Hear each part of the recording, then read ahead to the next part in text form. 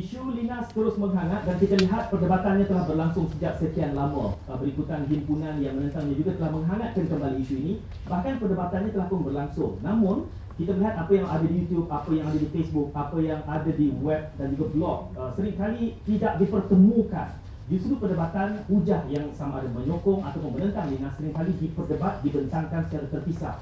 Kerana itu Bicara Rakyat mengambil inisiatif untuk mempertemukan dan melihat pertemuan kedua idea ini, justru membuka laluan ini kepada khalayak penonton menilai dan melihat sendiri kewajaran atau tidak linas terus dibangunkan di JKM. Untuk tujuan itu anda menyaksikan Bicara Rakyat pada malam ini. Kita bercakap, fokus kita adalah linas. Pandangan anda boleh dapatkan pautannya di Facebook dan juga Twitter. Lontarkan pandangan di situ. Seringkali apa yang diperdebatkan secara atas talian berlangsung selama berhari-hari dan kami menjangkakan perdebatan yang sama akan berlangsung bermula pada malam ini. 3 panelis kami bawakan. Yang pertama adalah merupakan otoritinya sendiri dari AELB atau Lembaga Pelaksanaan Tenaga Atom, Ketua Pengarahnya Yang Mulia Dato' Abdul Aziz Raja Adnan. Kita berikan tepukan kepada Dato'. Awal ini Dato' sudah memberi isyarat kepada saya. Dia kata lampu ini ada torium. Jadi selamat ke Dato', kita di bawah ni selamat 1 jam. Selamat Dato' ya. Kalau Dato' kata selamat, saya percaya Dato'. Terima kasih Dato' kerana hadir pada malam ini. Panelis yang kedua berada di tengah-tengah. Kita bersama dengan Yang Berhormat Fuzia Saleh, Ahli Parlimen Kuantan. Kita beri tepukan kepada Wakil Presiden. Apa khabar ini pada malam ini? Baik. Jadi kita memanfaatkan ruang untuk mendengar juga hujah dari pihak YB. Terima kasih. Dan di hujung sana kita bersama seorang pemuda Tan Keng Liang, merupakan Ketua Pemuda Gerakan Kedah. Kita berikan tepukan kepada saudara-saudara. Dan katanya ingin benar bersama dengan YB Fuzia membincangkan topik ini. Jadi kini berada di sini, bagaimana Tan? Okey. Saya rasa ini satu peluang yang baik untuk kita bersama untuk bincang isu yang merupakan satu isu nasional ini. Okey. Kita lihat bagaimana kesudahan perbincangan ini. Dan tidak mustahil melihat kepada kompleksiti perbincangan ini. Saya kira mungkin jika ada kesempatan kita menyediakan perbincangan ini secara bahagian. Ini bahagian pertamanya. Mungkin akan ada susulan, mudah-mudahan ada peluang itu. Kerana akhirnya kita ingin masyarakat faham. Kerana kami melihat bahawa terdapat salah faham yang sangat jelas juga di kalangan di lapangan. Kami meninjau di Kuantan misalnya, ada yang mengaitkan bahawa ini merupakan reaktor nuklear, loji nuklear, bahkan ianya tidak. Ada yang mengatakan bahawa ini apa yang berlaku di Fukushima akan berlaku kepada kita.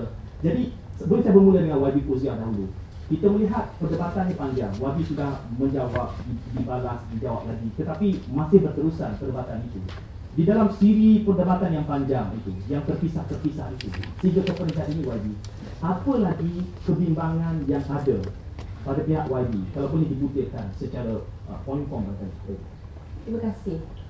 Saya ingin memulakan bicara ini dengan bercakap mengatakan bahawa isu rare earth ataupun tanah nadir.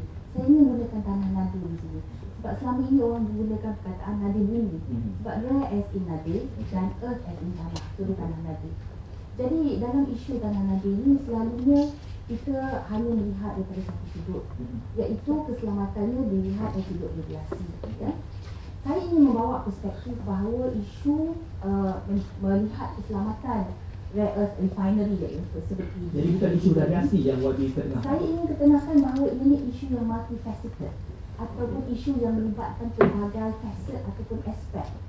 Kerana kita tengok ya dalam kebelakangan ini, pada mula-mula dulu AELB mostly saja yang buat pernyataan. Kemudian AELB bergabung dengan MITI. Mutakhir ini kita lihat AELB mostly, MITI, Kementerian Kesihatan dan juga Kementerian Alam Sekitar. Itu menunjukkan bahawa DOE juga regulator, Jabatan Alam Sekitar juga regulator, Kementerian Kesihatan juga ada terlibat kerana ianya melibatkan kesihatan awam. Kementerian Alam Sekitar kerana ia melibatkan environment ataupun alam sekitar. AELB kerana ia melibatkan atom, Atomic Energy Licensing Board ataupun radiasi yang secara simpelnya. Dan juga MITI kerana MITI yang bawa Landmass Malaysia. Jadi itu sudah menunjukkan bahawa ianya multifaceted. Kita harus lihat isu land ini dari pelbagai sudut. Dan silapnya apabila kita cuba mengatakan land itu selamat, apabila melihat dari sudut radiasi sahaja. Kerana kalau kita tengok daripada awal lagi, apabila kita tengok ya, saya baca lesen yang diberikan kepada Ashton Rare Earth. Ashton Rare Earth ini diambil alih oleh Lynas. Dan Lynas membeli lombong di Mount Tyrrell ataupun di Pegunungan Tyrrell. Dan di sini ada 41 komitmen kita lihat, di mana di Australia pada tahun 1992 Lynas sudah kena ikut pelbagai perkara. Dan regulator, sebelum kita pergi ke situ, regulatornya yang utama ialah EPA, Environmental Protection Agency. Regulator nombor 1, the lead agency ialah Environmental Protection Agency. Tetapi di Malaysia, lead agency ialah AELB. Di situ ada perbezaan. Soalan saya kepada Wadi. Wadi bermula dengan membezakan antara nadir bumi dan tanah nadir. Apa bezanya? Sebenarnya apabila perkara rare earth ini datang ke Malaysia, orang Malaysia tak pernah dengar. Betul. Dan ramai di Malaysia cuba memberikan bahasa interpretasi ataupun bahasa Melayu. Apa masalahnya? Apa beza antara dua? Bumi itu as in bumi. Tetapi tanah ni rare earth ialah tanah. Dari segi bahayanya kepada masyarakat? Bukan bahaya, dari segi istilah. Jadi tidak ada masalah dari segi penggunaan istilah ini, saya kira kita perlu pertamanya betulkan istilah. Sebabnya kalau istilah pun kita tak boleh nak betulkan, tentu sekali akan berlaku silap faham yang lebih banyak lagi. Saya rasa pihak yang bertanggungjawab perlu betulkan istilah ini. Sebab memang orang tak pernah dengar tentang rare earth sebelum ini. Datuk, ada bahayanya perbezaan istilah ini, itu satu. Kemudian EIA dan juga elemen-elemen multifaceted ini. Mungkin dia lebih bagaimana? Persoalannya ialah bukan nadir bumi ataupun tanah nadir dan sebagainya. Dia tidak berlagi-lagi. Benda nadir bumi, PLS ni tidak berlagi-lagi. Tapi apa kita melombong emas ke, fosfat ke, biji timah dan sebagainya, kita bersama-sama mengeluarkan thorium dan uranium. Yang itu yang kita dan yang itu yang kita ikuti dan meletakkan dia di semua. Jadi pada saya nadir bumi atau itu tidak. Keduanya ialah mengenai standard yang kita pakai. Bila kita menggunakan satu standard keselamatan antarabangsa, dia telah merangkumi kesemua aspek. Bila sesuatu kesan radiation itu dilaporkan kepada UNSCEAR, iaitu United Nations Scientific Committee on the Effects of Radiation, dia akan melalui pakar-pakar, baik pakar-pakar perubatan, pakar fizik, pakar kimia dan sebagainya, dan mereka tetapkan apakah tahap keselamatan yang perlu diikuti dan perlu dipatuhi. Dan pada peringkat ini Datuk dianggap selamat kalau dia mengikuti standard keselamatan ini. InsyaAllah dia mengikut standard yang ditetapkan. Dia mematuhi, dia terpaksa mematuhi baik kita punya keperluan perundangan, standard antarabangsa dan juga amalan terpuji. Ini yang adalah penting. Dan mereka jika dikawal, jika dipantau, mereka mematuhi semua. Seharusnya tidak ada. Wadi Polteh menyebutkan tadi bahawa isu ini isu multifaceted, tidak memadai sekadar AELB.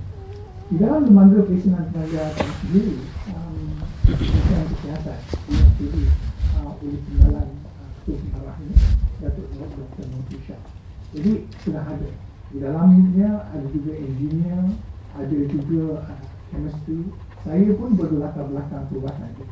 Dan ini adalah penting. Kita bila melihat sesuatu benda itu, bukan saja dari segi kesan sinaran daripada manusia, tapi keseluruhan, baik pada environment, baik pada kerja, baik pada tuan-tuan yang ada di. Boleh saya sebut bila Datuk? Justru pendekatan yang dilakukan oleh kerajaan pada ketika ini terhadap dinas sudah multifaceted. Apakah boleh kita sebut begitu? Kita menggunakan standard-standard yang telah mengambil kira ke semua bidang-bidang. Okey. Tak. Bagaimana melihat isu ini? Pendekatan multifaceted yang disebutkan oleh Wadi. Komentar lah. I think isu yang ni sama ada perlu multifaceted atau tidak bukan persoalan yang penting dari sekarang lah. Apa yang perlu adalah kita kena melihat sudut saintifik daripada pakar-pakar. So, nak kata multifaceted tidak tepat, tidak masalah. Kita kena lihat apakah keputusan dan bukti-bukti saintifik daripada pakar-pakar tersebut. Saya nak libat sikit lah berkenaan dengan sama ada sudah diambil kira pandangan pakar-pakar pelbagai. Saya nak tanya, kenapa kita tak buat health impact assessment? Kenapa kita tak buat social impact assessment? Kenapa kita tak buat detailed environmental impact assessment? Kenapa kita luluskan beri EPOL kepada liner dalam keadaan detail EIA sudah diwajibkan ke atas industri seperti ini? Saya nak pergi kepada apa yang Datuk cakap berkenaan dengan amalan terpuji, best practice. Apabila liners datang ke Malaysia pada 2007, pada ketika itu kita tidak ada benchmark, kita tidak ada best practice ataupun amalan terpuji yang kita nak tengok. Kita hanya boleh melihat kepada negara China, dan tentu sekali negara China bukan merupakan amalan terpuji ataupun benchmark yang kita nak lihat. Tetapi sekarang kita dah ada Modicop, Arafura yang sedang di dalam pembinaan, yang sedang sudah ada pun proposal mereka. Saya nak tanya, kenapa di Modicop kita ada zero wastewater? Di Arafura kita ada zero wastewater. Di Ashton dulu pun, dalam proposal Ashton pun mengatakan bahawa ada leaching ke dalam groundwater, 10% leaching. Dan kita membenarkan 500 tan satu jam air liquid discharge untuk dikeluarkan masuk ke dalam sungai. Saya nak tanya tentang amalan terpuji.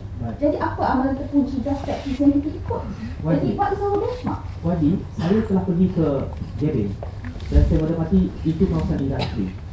Adakah YB akan mengenakan standard yang sama, health impact assessment, social impact assessment terhadap setiap satu kilang yang tengah beroperasi, bahkan yang kemudian yang akan beroperasi, ataupun YB hanya memilih dinas sahaja?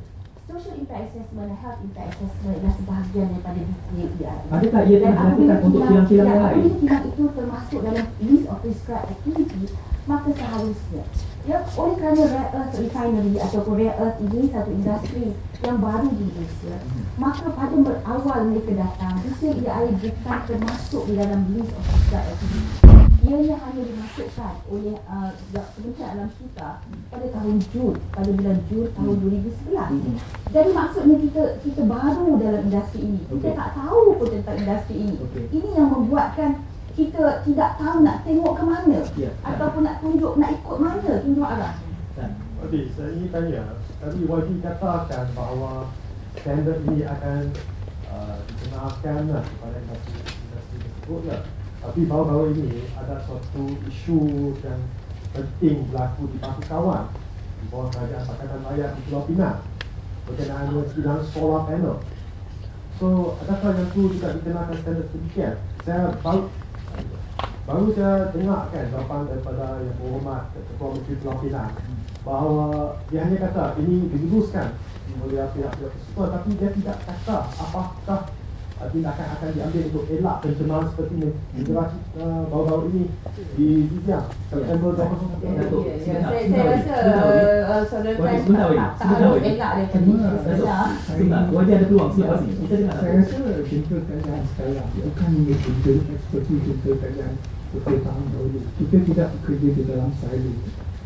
Apa rasanya sejawat saya buat di Department of Environment, Kementerian Alam Sekitar dan sebagainya, semua di satu. Umpamanya di dalam menilai kita mempunyai kawasan-kawasan khas yang terdiri daripada orang JAS, orang KPR, Kementerian Kesihatan dan sebagainya, dan kita bersama-sama melihat.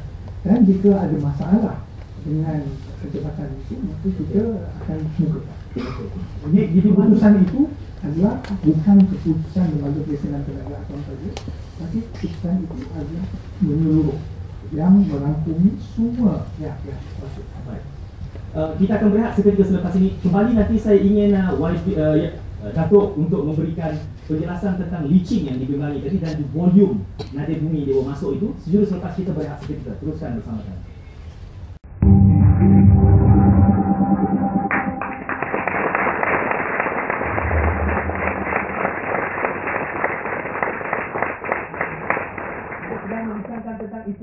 Dan kami bawakan Ketua Pengarah Lembaga Pelaksanaan Tenaga Atom bersama di studio Tan Keng Liang dan juga Yang Berhormat Pujat Sadek yang membicarakan tentang isu ini.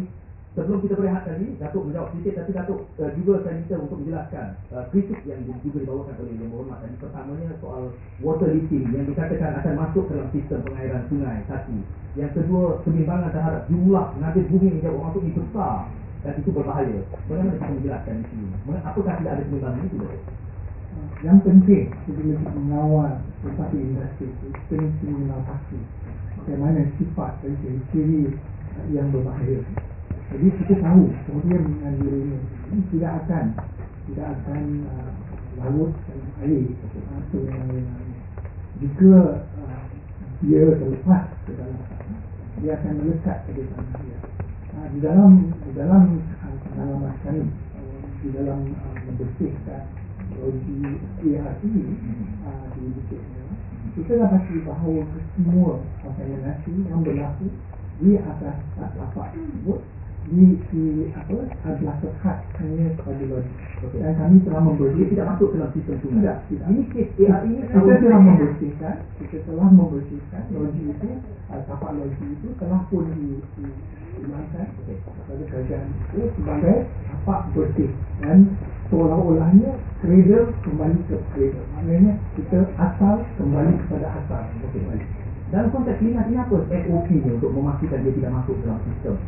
Jadi di dalam dia punya bangunan logi ataupun penggunaan, kita pastikan yang sistem pemantauannya itu terlepas, ada tanah liat dan sebagainya. Selepas tanah liat ada pula longkang yang akan mengambil, dan kita akan mengukur jika terlepas ini mengikut piawaian antarabangsa, mengikut piawaian yang baik dari negara dan piawaian. Dan ini adalah teknologi baru. Ini adalah teknologi 2010-an. Bukan teknologi 1970-an seperti ART ini dahulu. Datuk, kita ada peratusan jaminan bahawa ia tidak masuk ke dalam sistem. Ada nombor yang boleh kita wakili? Kita dapat pastikan dalam di mana kita hadkan saiznya kepada apa yang design mereka bentuk. Jadi dengan itu kita dapat Jumlah nada bumi yang dibawa masuk itu disebutkan oleh YB. Adakah itu satu pertimbangan jumlah? nada bumi tidak, tapi yang uranium thorium. Tapi uranium thorium bahayanya adalah daripada kepekatan ke radioaktif, bukan daripada jumlah. Jadi kalau dia seperti racun, kalau dia punya kepekatan racun itu terlampau pekat, dia bunuh sekali je. Dia bukan banyaknya racun, tetapi racun itu bila dia sampai ke satu tahap yang boleh membunuh, kita akan tahu.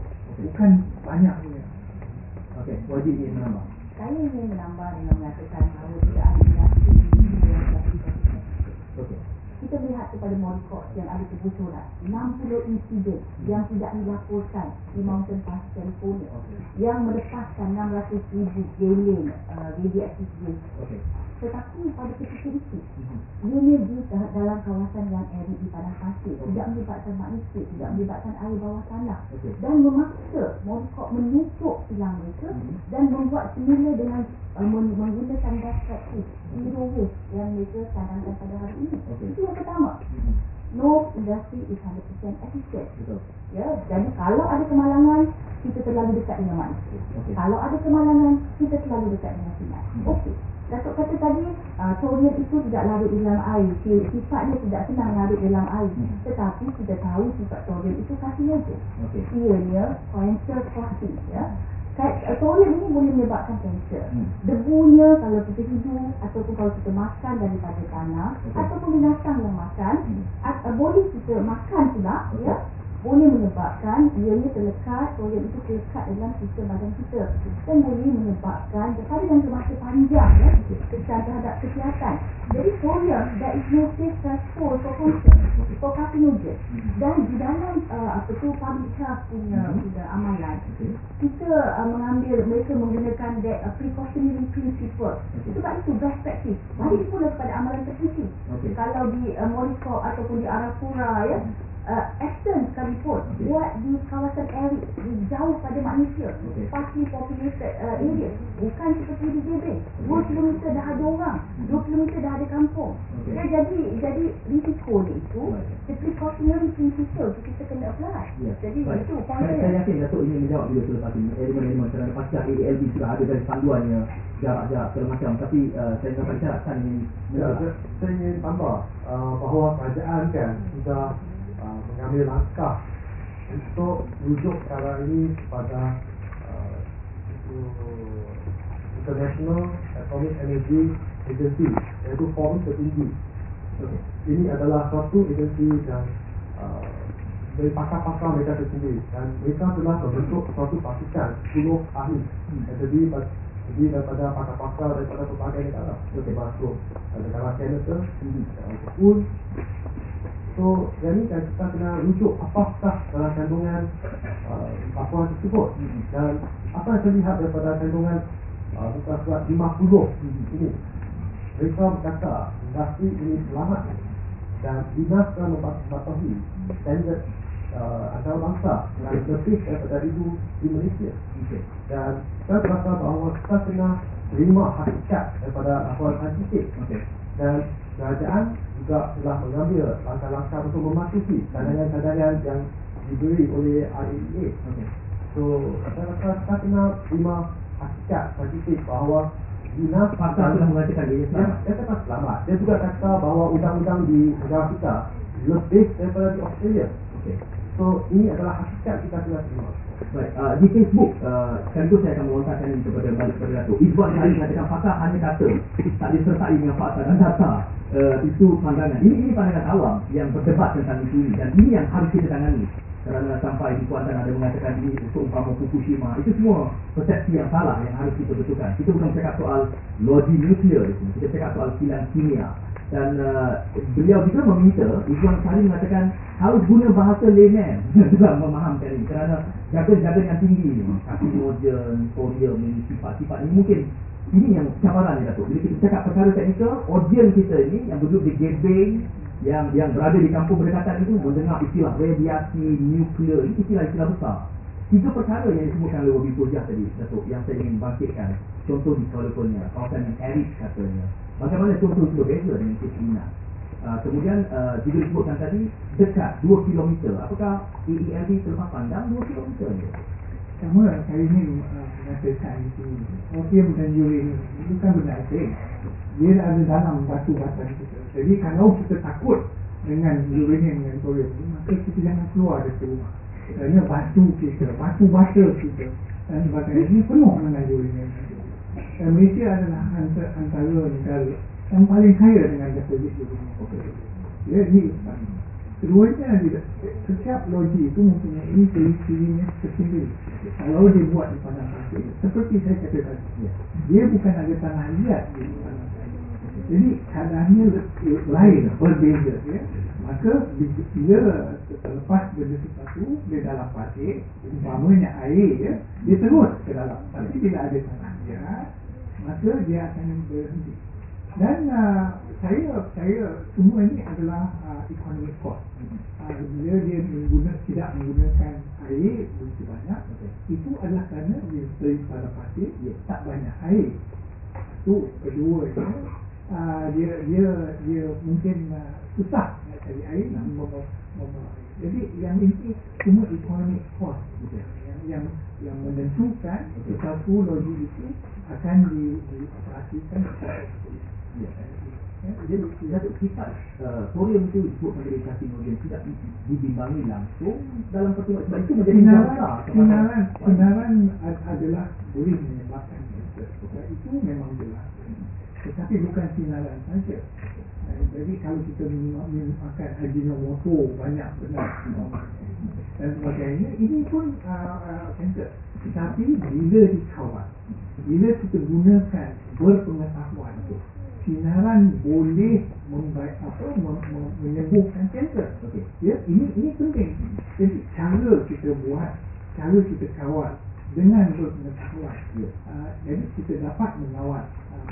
Datuk, untuk manfaat penonton, saya yakin ada yang hanya mendengar bahawa dinas ini isunya isu radiasi. Tapi kita timbulkan istilah tadi yang technical thorium. Datuk mengatakan thorium ada di mana-mana, jangan keluar rumah. Kita berikan sedikit contoh, Datuk. Di mana umpamanya batu marmar kita yang kita guna yang merah jampu. Yang merah jampu itu ialah uranium. Jangan keliru. Dia sebenarnya dalam alam kita. Adalah dalam alam kita. Di dalam alam kita, maka bila kita dah terbiasa dengan kita, umpamanya di India, di Kerala, di tepi beachnya 500 kali ganda lebih kuat daripada biasa. Umpamanya di pantai Pasir Hitam, ya, bilang kahwin lebih kurang 40 ke 50 kali ganda. Jangan mandi di situ ya. Tidak, saya tak cakap jangan mandi di situ. Tapi benda tu selamat. Mari kita selamat ya. Datuk, digambarkan juga tadi bahawa tidak, YB mengatakan tidak ada jaminan 100% apa yang digunakan di dinas itu akan menjamin keselamatan. Di dalam dunia ni tak ada seorang pun yang boleh bagi 100% jaminan kalau dijual.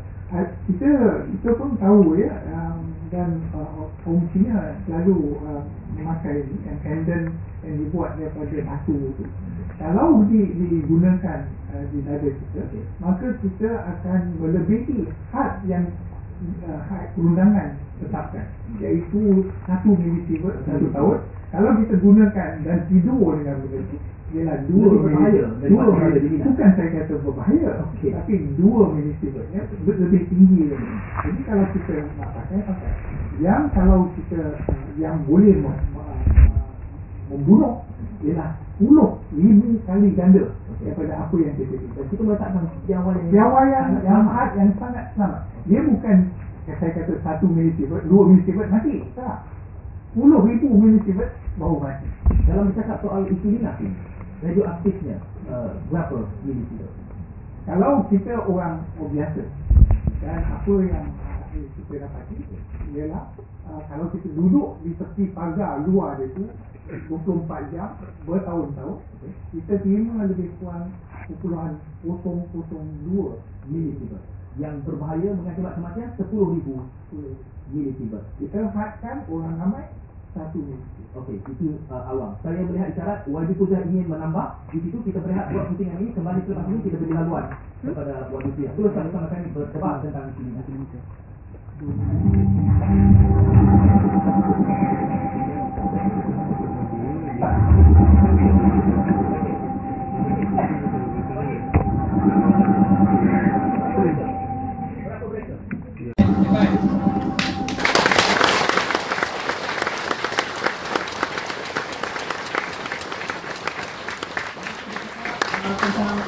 Saya lihat perdebatan di Facebook hangat dan biasanya perdebatan ini akan berlangsung selama berhari-hari dan menariknya kerana kita melihat strata kefahaman masyarakat terhadap isu ini. Ada yang masih lagi mempunyai pandangan yang sangat di luar daripada jangkauan yang sepatutnya mengaitkannya dan juga menuding jari. Yang penting forum kita pada malam ini adalah untuk membuka laluan masyarakat menilai sendiri hujah-hujah yang dibawa, sama ada kita pro ataupun anti dinas, dan kita harus membijaksanakan konsumer, rakyat kita terhadap isu ini. Dan bersama kita ada Datuk Raja Abdul Aziz, YB Pujah dan juga Tan Kim Liang. Tadi AELB Ketua Pengarahnya YB sudah memberi gambaran bahawa bahan yang dibimbangi itu berada merata-rata kita harus dibimbangi. Kalau berada di pagar linas bertahun-tahun barulah mendapat 0.1 milisievert. Justru yang berbahaya adalah 10,000 milisievert. Jadi hujah-hujah ini adalah merupakan hujah-hujah yang datang dari pakar, satu. Kedua, otoriti. Yang ketiga, mereka yang menjaga piawaian kilang linas untuk memastikan tidak berlaku water leaching. Semua kebimbangan yang Wadi sebutkan tadi. Apa lagi ada kebimbangannya, Wadi? Walaupun saya bermula tadi dengan mengatakan idenya tidak harus dilihat dari sudut radiasi sahaja, saya dengar pihak regulator bercakap tentang radiasi. Saya ingin kembali kepada apa yang dikatakan oleh Saudara Tan berkenaan dengan panel IAEA. Panel IAEA sewaktu datang ke Kuantan memang berjumpa dengan saya dan saya bertanya kenapa tidak ada public health expert ataupun pakar di dalam kesihatan awam. Panel IAEA mengatakan bahawa mereka mengaku ada gap di situ. Tidak ada kepakaran dari sudut pakar kesihatan awam yang datang bersama dengan panel, ya. Itu diakui oleh mereka. Jadi nanti saya belum habis. Jadi di situ saya juga ingin menunjuk kepada ini daripada AELB sendiri yang mengatakan tentang exposure pathway. Exposure pathway thorium ini lebih kepada injection, ya. Injection ni dimakan ataupun dihidu melalui udara debu-debunya, bukan daripada radiasi. Apabila kita bercakap tentang carcinogen ataupun yang boleh menyebabkan kanser, ya, public health expert, pakar-pakar kesihatan awam mengatakan ianya daripada internal radiasi, internal radiation itu yang lebih bahaya. Jadi kita bercakap tentang external radiation, kita harus melihat daripada kaset-kaset yang lain ataupun aspek-aspek yang lain. Saya ingin menunjukkan kepada satu bekas jurnal Faculty of Pharmaceutical Science yang mengatakan toxicity of rare earth. Dia mengatakan bahawa ataupun bahan yang asal sebelum diproses itu debunya boleh menimbulkan lethal, yang boleh membunuh sebenarnya. Okey, saya nak balik pula kepada rare earth ada di mana-mana, thorium ada di mana-mana. Thorium ada di mana-mana, tetapi Datuk juga tahu dia punya background level of thorium lebih kurang dalam 20-30 part per million di Pahang ya, di Malaysia 20-30 part per million berbanding dengan 1600 part per million. Kita tak pasal-pasal terima thorium dan uranium yang boleh menyebabkan kanser itu daripada negara Australia dibawa masuk. Ini kita kena address, dan apabila sudah diproses bukan lagi normal occurring radioactive material seperti yang dikatakan tadi. Apabila sudah diproses, dia sudah jadi technologically enhanced normal occurring radioactive material. Ini diakui sendiri oleh Lynas di dalam dokumen mereka dalam RIA report. Jadi saya agak bimbang dan saya ada masalah sedikit apabila regulator cuba defend ini bukan hal saya berlawan dengan regulator ataupun agensi. Ini berkenaan dengan Lynas. Ya, sama ada ianya perlu kita mengatakan dirinya selamat, lalu tidak kait itu. Ya, tadi sebab yang saya kata saya ada masalah sikit sebab nak defend kenapa mereka guna air banyak, air sikit, tanah liat dan sebagainya. Sepatutnya kita tengok kepada best practice. Kita check and balance lah Lynas. Best practice ini ditimbulkan lagi, Datuk? Saya nak sekali lagi nak betulkan, saya bukan kata benda ini selamat. Saya sentiasa seperti YB Kozia akan bertanyakan Lynas apakah amalan yang dibuat, dan saya akan verify yang benda ini ada selamat. Baru kita kata benda itu dan tugas saya di lembaga pendidikan adalah untuk mencari benda itu selamat. Best practice-nya ialah di dalam teknologi nuklear, tenaga asasnya ialah di dalam nuklear teknologi. Kita menggunakan benda yang lebih tinggi lagi daripada apa yang digunakan sebagai tenaga alas supaya kita dapat kawal perkara-perkara yang bahaya. Jadi kalau kita membuat standar alas yang lebih rendah daripada itu, maka kita akan tersilap masalah. Disebut tadi technologically enhanced material. Itu betul. Kita memang apabila kita melumbung bibit kita teknologi enhanced thorium mineral. Umpamanya di dalam Amang ada lebih kurang 200 becquerel per gram. 200 becquerel per gram apabila teknologi enhanced. Tapi benda ini kita tahu adalah diletakkan di lupak-lupak dan sebagainya, atau dijual ke China dan sebagainya untuk diproses. Dan kita memang kawal dengan sebaik-baiknya. Jadi tak ada masalah kalau dikawal. Yang kita takutnya apabila benda itu tidak dikawal, dibuang sewenang-wenangnya tanpa kita mengetahui telah dikeluarkan daripada regulator. Ini. Tetapi saya bersama dengan YB juga. Kita bukan satu benda itu selamat. Kita akan cuba memastikan dia terkawal. Ini yang penting. Dan itu piawaian antarabangsa yang tertinggi. Jadi di Malaysia juga betul, setengah tempat di Malaysia ini memang 20 part dia. Tapi di Perak umpamanya dia melebihi banyak lagi daripada. Ada soalan di Facebook tadi RI, kita akan kembali ke sikit. Banyak lagi thorium content. Jadi bukan sebab yang sebab BGT mat. Ya, jadi BGT mat kita tak boleh lari. Tak boleh. Kita Malaysia kaya dengan BGT mat. Kekayaan kita pun datang daripada BGT mat. Saya ingin buat penjelasan tadi waktu Izia kata bahawa isu ini hanya bangkitkan radiasi bakat ini, tapi sebenarnya dalam laporan yang diberi oleh IAEA, International Atomic Energy Agency kan, mereka terdiri daripada 10 orang. Antaranya adalah Excel Line. Beliau adalah daripada Waste and Environment Safety Section berkenaan dengan alam sekitar. So ini bukan sahaja daripada pakar radiasi, tapi ada juga pakar dalam alam sekitar. Dan dalam isu ini juga mereka juga mungkin seorang Waste Technology Section, Encik Horst Monton Fernandez. Dan kita juga mempunyai private consultant daripada negara Netherlands, Jan Elston. So So jadi saya rasa tidak tepat untuk kata bahawa setakat ini hanya berpihak daripada sudut variasi. Dan saya ingin tambah satu lagi, setakat ini kan persepsi yang diberi daripada pihak yang tidak setuju dinas, yang guna logo macam nuclear plant yang logo akan macam Chernobyl atau Fukushima. Itu Pak. Tidak tepat saya rasa pihak tersebut janganlah guna logo sedikit tidak tepat. Dan juga kalau nak cakap dalam sudut yang lagi jelas, kita boleh lihat bahawa ini juga seorang pakar sains nuklear juga kata dinas tidak bahaya seperti yang dikata-katakan. Dia selamat jika dikawal. Dan beliau juga daripada parti PAS. Dr. Rosli dari merujuk kepada menarik di mana pandangan Dr. Cik Rosli ni sebenarnya boleh didapati di Facebook. Beliau sendiri pun mengatakan bahawa tak ada isu dan kita boleh lihat itu di Facebook sekarang ini. Kita juga melihat dalam isu ini YB Fauziah banyak menimbulkan, ya, anda boleh mendapatkan pautannya sebenarnya apa yang dihujahkan oleh Dr. Cik Rosli itu di Facebook, di Twitter bahkan, YouTube, boleh dilihat. Dalam hal ini saya tertarik apabila YB Fauziah meletakkan satu soalan yang agak detail di situ, mengatakan bahawa persoalan tentang social health impact. Kalau kita bertanyakan soalan itu, saya tak pasti kepada banyak lagi kilang yang sudah sedia ada dan yang akan ditimbulkan. Apakah itu soalan yang realistik sebagai seorang pemimpin ahli parlimen di Kuantan?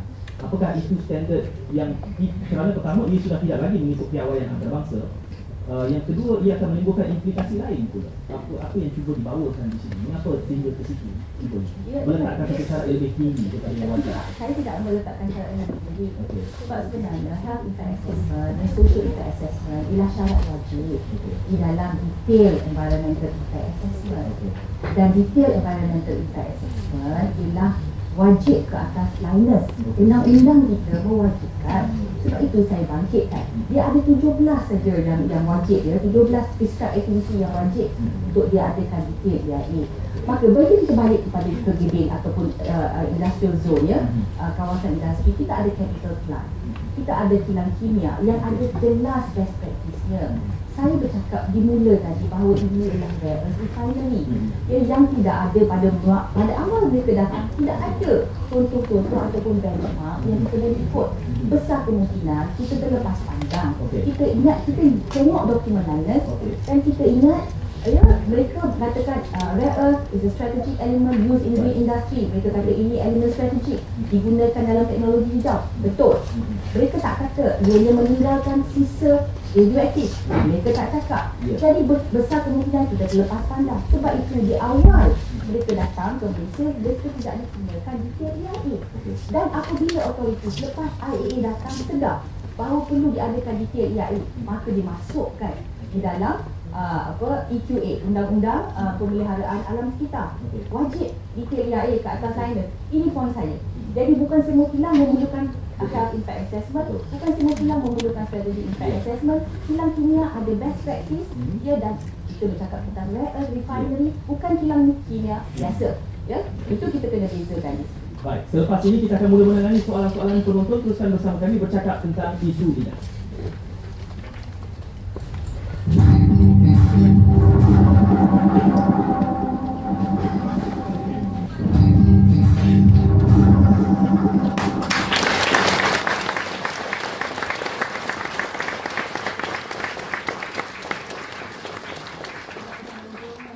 Kita bercakap tentang isu dinas. Setidak-tidaknya sejauh ini kita memberi ruang kepada kesemua pihak menyuarakan pandangan. Pada saya melihat ianya bukan lagi isu tentang boji nuklear, ini bukan lagi isu tentang bahaya radiasi kerana kita sudah mendapat penjelasan. Akhirnya pada peringkat ini kelihatan seperti isunya pematuhan EIA. Ini jelas. Saya rasa isu ini kan bahawa persepsi yang dikatakan demikian tidak tepat kerana undang-undang negara kan sudah ada undang-undang alam sekitar, radiasi, malah dalam laporan IAEA mereka juga komen kata undang-undang negara itu terlalu ketat, tidak seperti dari Australia. So saya rasa kita kena bagi tahu rakyat apakah sebenarnya yang undang-undang negara sudah tepat. Okey, jadi itu pandangan dekan. Saya ingin memberi ruang dalam minit-minit yang berbaki ini kepada audiens di dalam studio bertanyakan soalan. Silakan siapa? Assalamualaikum warahmatullahi wabarakatuh. Ringkaskan Tuan. Saya Hasan daripada Mesra dan berhampiran dengan Kilang Dinas. Cuma saya nak kemukakan 2-3 perkara saja. Tolong ringkaskan biasa. Pertamanya saya tengok negeri Keselamatan. Keselamatan lah. Saya nak bawa cerita dulu. Ke kampung saya dulu heboh orang mengatakan seperti satelit bumi. Contoh satelit bumi cukup bahaya. Dengan pokok durian tak menjadi lah, orang nak pindah rumah lah. Dia punya buat cerita yang boleh menyebabkan orang takut. Tetapi hari ini kalau kita lihat keliling satelit bumi itu seperti cendawan, tumbuhnya perumahan-perumahan di situ. Ini berarti isu-isu dulu tidak tahu. Yang kedua pula, saya kadang-kadang saya rasa kesal.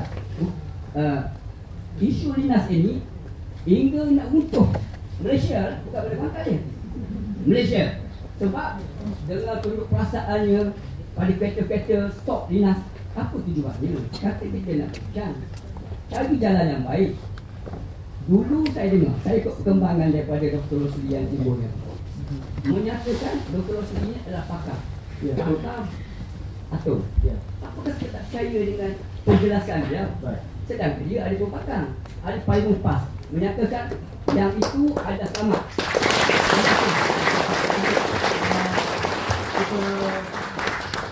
Kita kumpulkan. Okey, kita kumpulkan soalan dahulu. Soalan yang kedua. Silakan siapa? Tolong ringkaskan soalan ya. Assalamualaikum. Saya soalan saya nak tunjukkan Nama siapa? Puan Helena Puan daripada Helena. Seperti pembangunan dulu kan, contoh seperti Kelai, Putrajaya, Putra Kuantan, kita pun dapat banggakan daripada banyak pihak. Tapi kita tengok sekarang hasilnya, terasa hasilnya sekarang. Apakah dinas ni sama seperti senario yang saya sebutkan tadi? Maksudnya ada bangkangan tapi kemudian terbukti. Terbukti. Kita dapat. Baik, kita kumpulkan soalan terakhir kita ada. Assalamualaikum, saya Samsul Abdul Wahid dari Kampus Sekolah Kuantan. Jadi bagi Kuantan ini dah nak tujuh soalan yang boleh dan menceritakan bahawa apa-apa yang berlaku ni adalah implikasi ya. Jadi kenapa benda ni bagi Fauzan membawa isu dinas kepada keadaan yang ada perhimpunan, ada demokrasi, kenapa tak buat satu jawatan kuasa ke ditubuh oleh YB sendiri ataupun melantik pakar-pakar yang lain untuk menentang apa yang telah dibuat oleh pakar-pakar ini. Okey, terima kasih Encik Syamsul. Jadi YB kemudian ada soalan spesifik kepada Encik San. Dan kita boleh, YB juga boleh menjawab soalan-soalan yang lain juga. Saya nak jawab soalan saudara Ketua Kampung Encik Hassan tadi berkenaan dengan satu bincang hal keselamatan. Saya ingin tegaskan sendiri bahawa isu ini bukan isu politik. Isu keselamatan ini di atas keyakinan memang benar, ya, bahawa perkara itu harus kita teliti betul-betul. Jadi tak timbul, tak kira lah kalau pembangkang pun kata ianya selamat. Sebab saya kata di awal tadi, pakar itu bukan setakat pakar nuklear fizisis yang kita perlu dengar. Kita perlu dengar pakar public health, kesihatan awam. Kita perlu dengar pakar environment atau pakar alam sekitar. Kita perlu dengar toksikologis, epidemiologis, metodologis, biologis, semua, dan apa kesannya dengan adanya land itu dijerit. Jadi sebab itu jangan terbalik alih asyik-asyik ke radiasi, ya. Jadi memang daripada radiasi, saya juga tahu bahawa radiasi yang dikeluarkan oleh sisa daripada land itu daripada alpha ray ni dia boleh tak pergi jauh, tetapi internal emitter kalau dimasuk ke dalam badan itu yang bahaya, internal radiation yang kita cakap. Jadi cuba buka minda, dan sebab saya kalau boleh saya nak cadangkan RTM sendiri panggil pakar-pakar yang lain, bukan pakar nuklear fizisis saja, ya, tetapi toksikologis panggil, epidemiologis panggil, ya, supaya kita boleh dengar perspektif yang lain. Health effect expert, ada profesor di UKM yang amat menulis pun tentang health impact assessment, tetapi di blog daripada dikeluarkan dalam media arus perdana. Jadi saya cadangkan begitu. Itu yang pertama. Yang kedua, saya nak bercakap tentang pembangunan. Saya bukan menentang pembangunan. Yang penting pembangunan itu mesti lestari, mesti sustainable. Apa maksud lestari? Keputusan yang pemimpin buat hari ini jangan membebankan generasi masa depan. Kita bercakap tentang sisa buangan radioaktif. Datuk sendiri pun tahu sisa buangan radioaktif ini perlu kita treat ataupun urus dengan hormat. Maksudnya jangka hayat thorium ialah 14 bilion tahun. Dia bukan tahun, bukan 2 tahun. Sampah boleh lupus ya. Tetapi kita bercakap tentang sisa radioaktif. Kalau kita tengok perspektif lah bagaimana kita nak kendalikannya. Jadi kita bercakap tentang perkara itu. Dan kemudian berkenaan dengan kenapa saya tak buat.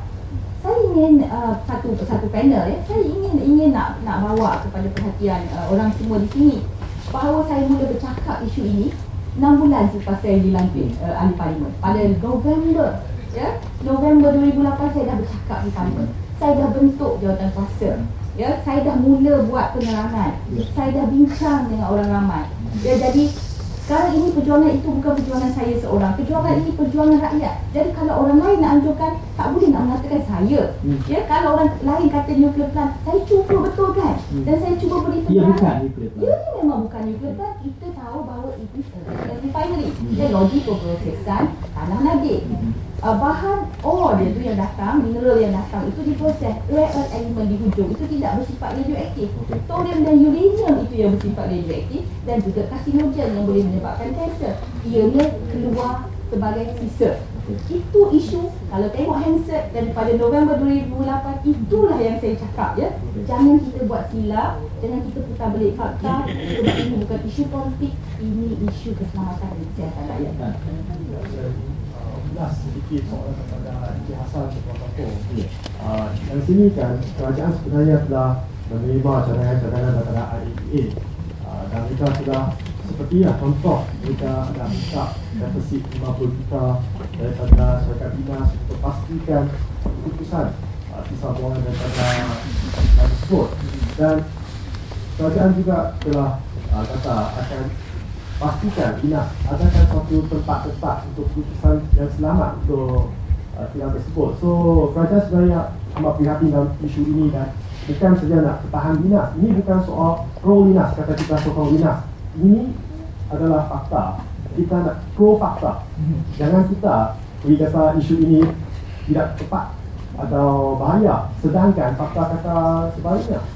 So saya nak ulas dan untuk soalan yang ditujukan kepada saya, baru-baru ini kita boleh lihat Presiden Amerika Syarikat Obama, dia sudah kata Amerika Syarikat kesal kerana tidak lakukan atau set up kilang untuk proses rare earth di negara mereka sendiri, dan negara China sudah kuasai hampir 95% daripada pasar tersebut. Dan ini saya rasa kalau negara kita tidak buat industri ini, dan industri ini sebenarnya tidak kata bahaya jika peraturan-peraturan diikuti mengikut IAEA. Kita akan macam Amerika Syarikat akan kesal pada dirinya. Kita boleh lihat pembangkang mereka selalu kata apa projek DN lakukan, seperti contohnya Jambatan Pulau Pinang. Dia kata alam sekitar akan terjejas secara serius, tapi yang guna Jambatan Pulau Pinang siapa sekarang? Mereka pun guna.